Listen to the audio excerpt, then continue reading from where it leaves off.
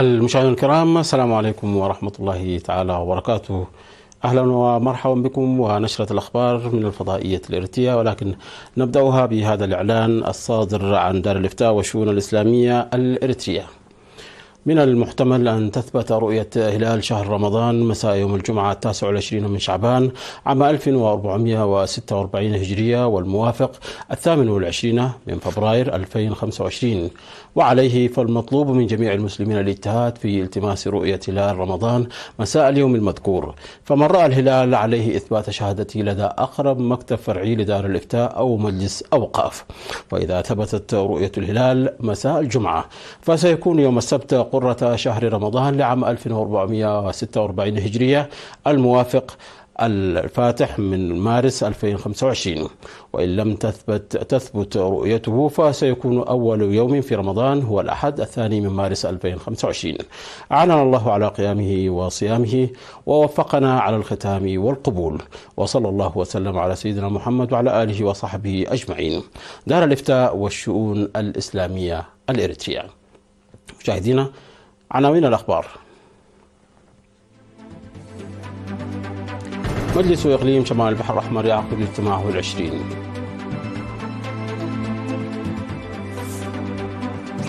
فرقة سبريت الفنية تشارك في المهرجان العالمي في الهند. إحياء الذكرى ال50 لمجازر أسمرة في كلية الزراعة في حمل مالو.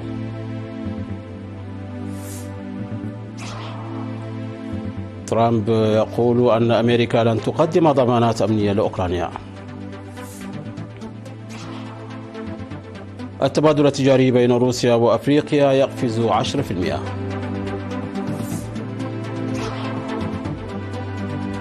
واجتماع روسي أمريكي في اسطنبول.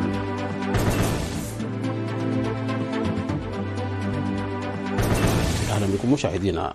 عقد مجلس إقليم شمال البحر الأحمر اجتماعه الدوري ال20 يومي 25 و26 من فبراير الجاري في مدينة مصوع تحت شعار جهد متواصل لغد مشرق.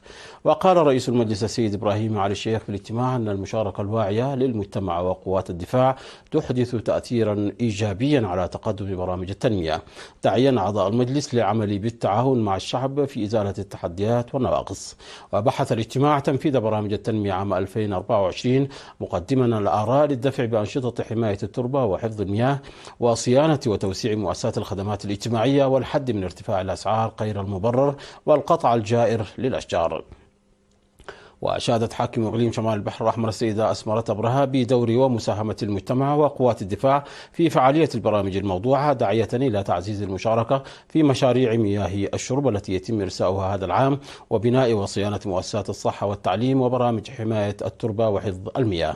وأصدر الاجتماع قرارات وتوصيات تضمنت الاهتمام بالمباني والبنية التحتية لمستشفيي أفعبت ومصوع، والتحصيل الضريبي للمواشي، وتمهيد الأرضية للتطور التنموي والرياضي في الإقليم، والعمل لزيادة الوعي لمكافحة ختان الإناث وزواج القاصرات وتعليم المرأة، ووضع حد للامتلاك غير القانوني للأراضي في بعض المدن والبلدات، وتوظيف القدرات الشعبية لصيانة مؤسسات الخدمات الاجتماعية. قدمت فرقة سبريت الفنية 6 عروض في مهرجان التراث والفنون العالمي 38 المنظم في الهند في الفترة من 7 وحتى 23 من فبراير الجاري. ووجدت عروض فرقة سبريت الفنية الاستحسان من المشاهدين في المهرجان الذي شاركت فيه فرق فنية تراثية تمثل أكثر من 51 دولة. والمهرجان الذي تنظمه الهند سنويا بتعاون وزارات الخارجية والسياحة والثقافة تقدم فيه الفرق الفنية التراثية المعروفة على المستوى العالمي عروضها، بالإضافة إلى منتجات الأشغال اليدوية التراثية والرقصات الشعبية والأغذية والأزياء. ويستقبل المهرجان سنويا أكثر من 1,000,000 زائر. وكانت إريتريا قد شاركت أيضا في المهرجان المنظم عام 2023. تم إحياء الذكرى الخمسين لمجازر العدو في أسمرة وضواحيها في كلية الزراعة في حمل مالو بتنسيق الاتحاد الوطني للشباب والطلبة والجبهة الشعبية للديمقراطية والعدالة فرع ساوة ومؤسسات التعليم العالي يوم 26 من فبراير الجاري، وذلك بتنظيم سمينار ومعرض للصور. وهدف البرنامج لتعريف جيل الشباب بالعمليات الوحشية والمجازر الجماعية التي ارتكبها الاستعمار الإثيوبي ضد المواطنين العزل في أسمرة وضواحيها. وقدم المؤرخ نصر آب الزازي شرحا موسعا حول المجازر المرتكبة في إريتريا عامة وأسمرة بصفة خاصة قبل نصف قرن، وقال إن الهدف من إحياء ذكرى مجازر الاستعمار الإثيوبي تعريف الشباب بالمآسي والمواجع التي مرت بها البلاد وليست لترسيخ الأعداء. وقدم في المناسبة معرض للصور عن المجازر التي ارتكبت في أسمرة وضواحيها عام 1975. نظمت مفوضية الثقافة والرياضة دورة تدريبية يوم 27 من فبراير الجاري في أسمرة لعضوات جمعية مصممات الأزياء بالتعاون مع الشاب خبير تصميم الأزياء عوت جيتوم القادم من أمريكا حول تصميم الأزياء. وشكر مفوض الثقافة والرياضة السفير زمد تخليه المصمم عوت جيتوم لقيامه بنقل معرفته لمواطنيه، مناديا المشاركين في التدريب للاستفادة المثلى من الفرصة. تضمن التدريب أهمية المنتجات التي تعكس الهوية والمنافسة وتنظيم معرض الأزياء وأهميته والقضايا التجارية والقانونية وضمان شبكة التسويق ومواضيع أخرى. وقال مصمم الأزياء عوت جيتوم أنه قدم للتعريف بمنتجاته بالتعاون مع مفوضية الثقافة والرياضة ونقل معرفته للمصممين وإعداد فيلم وثائقي عن تصاميم مجتمع أسمرة، داعيا المصممين الإريتريين لإنتاج مواد تعكس الهوية وتصاميم المجتمع. وقدم المصمم عوت هدية من تصميمه للسفير زمد تخلين. وكان المصمم عوت جيتوم قد عرض منتجاته في فندق أسمرة بلس في 22 من فبراير الجاري. والشاب عوت جيتوم الأمريكي من أصل إيرتي والمقيم في نيويورك يمتلك موقع باسم عوت نيويورك، وهو من المصممين المعروفين على المستوى العالمي. أفاد مسؤول الخدمات الصحية في مديرية صنعاء السيد سر الأزهر أن جهود تحسين وتوسيع الخدمات الصحية تحقق نتائج مرضية، وأوضح وجود 8 مرافق صحية بينها مستشفى واحد في المديرية مما يمكن السكان من الحصول على الخدمات عن قرب. وذكر أن عدد الأمهات التي يخضعن للمتابعة الدورية والولادة في المرافق الصحية وصل إلى 60%، كما بلغت نسبة تغطية التطعيم 88%.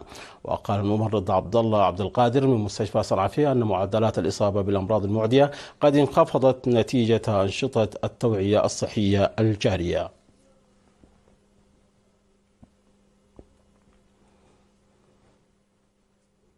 عقد سمينار عام في بريطانيا في 22 من فبراير الجاري حول تقدم التعليم في إريتريا بمشاركة أكثر من 1000 من الإريتريين.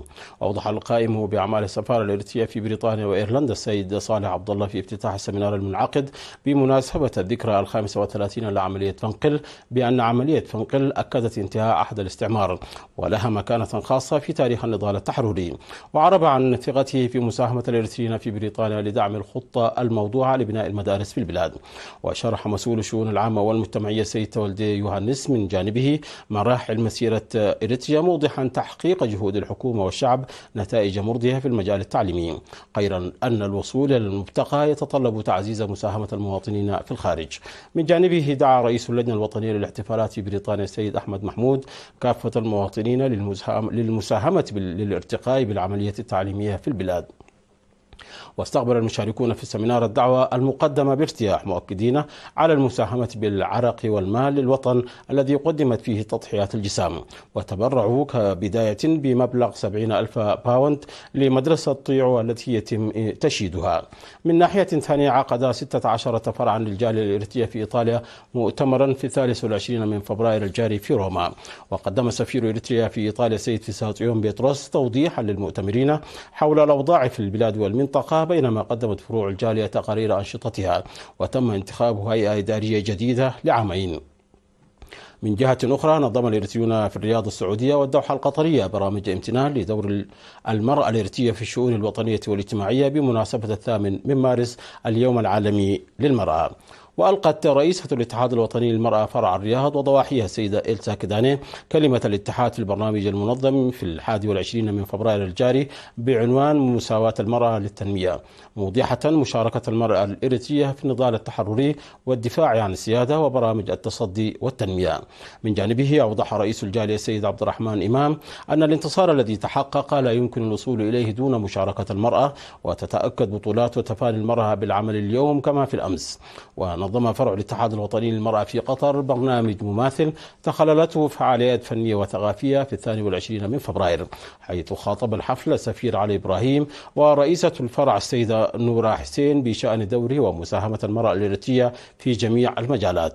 وفي الاحتفال المنظم في 22 من فبراير الجاري في مدينة سينسيناتي الأمريكية بمناسبة 8 من مارس، أوضحت رئيسة فرع الاتحاد السيدة جمجة تنايو بطولات المرأة الإريترية في مختلف المجالات. أعلن مكتب التعليم في مديرية قلوج في التقييم الذي أجراه ازدياد مشاركة الطالبات في التعليم، وأوصى الاجتماع بإيجاد الحلول لضيق الفصول الدراسية تماشيا مع العدد المتزايد للسكان ونقص اهتمام أولياء الأمور والطلاب. وأوضح مسؤول الخدمات التعليمية في المديرية الأستاذ عبد الله محمود أن مشاركة المرأة تشهد ارتفاعا ويزداد انتقال المرأة إلى المرحلة التالية نتيجة ذلك. ودعا مدير مديرية قلوج السيد زر ميكيل الهيئات الحكومية والهياكل الإدارية والمجتمع إلى العمل المشترك، لأن برامج تحسين الخدمات التعليمية لا يتم عبر المؤسسات التعليمية وحدها.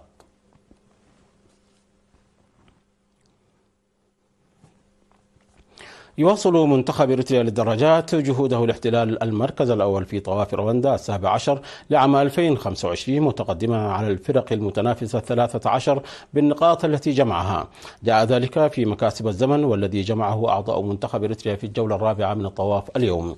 وقد حل في سباق المرحلة الرابعة الذي قطع مسافة 95.1 كيلومتر الدراج هينوك برهان ثالثا، بينما جاء نهوم زرعي في المرتبة 16 وناتان مدهني في 30 وعوض كبرون في المرتبة 32. وبهذه النتيجة حسن المنتخب الإريتري موقعه الثاني في المرحلة الثالثة إلى المرتبة الأولى في المرحلة الرابعة، متخطيا فريق بايك إيد الألماني ب24 ثانية.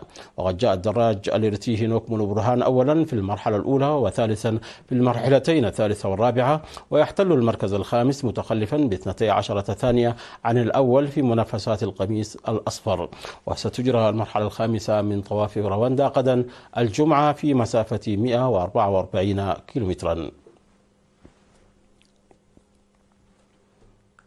مشاهدينا، عشرتنا تتواصل من الفضائية الإريترية، ولكن بعد فاصل قصير فابقوا معنا.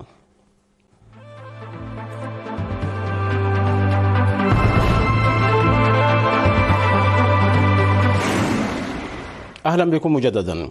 توصلت الولايات المتحدة إلى صفقة معادن مع أوكرانيا بما يمنح الولايات المتحدة الأمريكية حق الحصول على المعادن النادرة الأوكرانية، ويأتي الاتفاق في إطار جهود كييف لدعم أو لكسب دعم واشنطن الأمني عقب بدء الرئيس الأمريكي دونالد ترامب محادثات مباشرة مع نظيره الروسي فلاديمير بوتين. وذكرت تقارير صحفية أن الصفقة لا تمنح أوكرانيا ضمانات أمنية، كما لم تذكر $500 مليار والتي يطالب بها ترامب. قال الرئيس الأمريكي أن الصفقة ستسترد مليارات الدولارات المستحقة على أوكرانيا للولايات المتحدة مقابل المساعدات العسكرية. وتمتلك أوكرانيا أكبر احتياطي من التيتانيوم والليثيوم في أوروبا، بالإضافة إلى رواسب كبيرة من المعادن الأرضية النادرة والتي تستخدم في مجال صناعات التكنولوجيا الفائقة في قطاعات الطب والسيارات والدفاع. وأشار الرئيس الأمريكي إلى أنه على أوكرانيا أن تنسى حلف الناتو، لأن مسألة الانضمام هي السبب وراء بدء الحرب. صرح الرئيس الروسي فلاديمير بوتين بأن التبادل التجاري بين روسيا والقارة الأفريقية شهد نموا بنسبة 10% خلال العام الماضي. جاء تصريح الرئيس الروسي خلال محادثات أجراها في الكرملين أمس مع رئيس غينيا بيساو عمرو سيسوكو إمبالو، والذي يقوم بزيارة رسمية لروسيا. وأشاد الرئيس الروسي بعلاقات بلاده مع غينيا بيساو، وقال إن العلاقات بين روسيا وغينيا بيساو تتطور بنجاح على أساس الاحترام المتبادل والثقة المتزايدة، مشيرا إلى أن العام الجاري يصادف مرور 52 عاما على إقامة العلاقات الدبلوماسية بين البلدين. من جهته عرب رئيس غينيا بيساو عن شكره لموسكو على زيادة الحصة المخصصة للعسكريين والشرطة والطلاب للدراسة في روسيا، وأكد أن زيارته إلى روسيا تهدف إلى تعزيز أواصر الصداقة بين البلدين، مشيرا إلى أن الشعب الروسي يعتبر شقيقا لشعب غينيا بيساو. وبحث الرئيسان آفاق تطوير التعاون الثنائي في مجالات مختلفة بالإضافة إلى القضايا الدولية والإقليمية الراهنة. بدأت محادثات بين مسؤولين روس وأمريكيين صباح اليوم الخميس في مقر القنصل العام الأمريكي بإسطنبول لمناقشة استئناف عمل سفارتي البلدين في إطار المساعي الرامية إلى تطبيع العلاقات بين الطرفين. وأعلن وزير الخارجية الروسي سيرجي لافروف أمس الأربعاء عقد اجتماع بين وفدين روسي وأمريكي في مدينة إسطنبول. وأوضح لافروف في مؤتمر صحفي عقده بالعاصمة القطرية الدوحة أمس أن اجتماع الوفدين الروسي والأمريكي سيناقش كيفية إعادة البعثات الدبلوماسية بين البلدين والمشكلات البنيوية التي تراكمت في عهد الإدارة السابقة بواشنطن، أي إدارة الرئيس الأمريكي السابق جو بايدن. وكان الرئيس الأمريكي دونالد ترامب قد أعلن سابقا تواصله إلى اتفاق مع نظيره الروسي فلاديمير بوتين لبدء مفاوضات من أجل إنهاء الحرب في أوكرانيا. ولا يوجد سفير لموسكو لدى واشنطن منذ أن ترك السفير السابق أناتولي أنتونوف منصبه في أكتوبر الماضي. وذكر وزير الخارجية الأمريكي ماركو روبيو أن فرقا رفيعة المستوى ستعمل على إعادة البعثات الدبلوماسية للدولتين في واشنطن وموسكو في إطار المفاوضات الرامية إلى إنهاء الحرب بأوكرانيا. مشاهدينا، قبل الختام إليكم تذكير بأهم ما جاء في هذه النشرة من أنباء. مجلس إقليم شمال البحر الأحمر يعقد اجتماعه 20.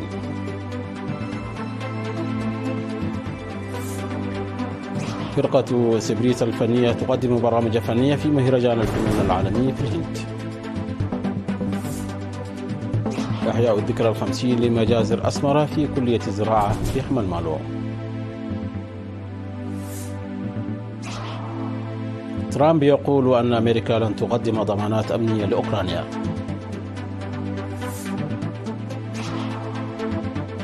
التبادل التجاري بين روسيا وأفريقيا يقفز 10%.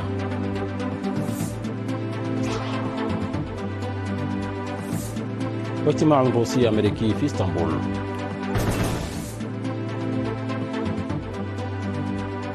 مشاهدينا، انتهت النشرة. شكرا على حسن المتابعة. تحية لكم أينما كنتم. إلى اللقاء.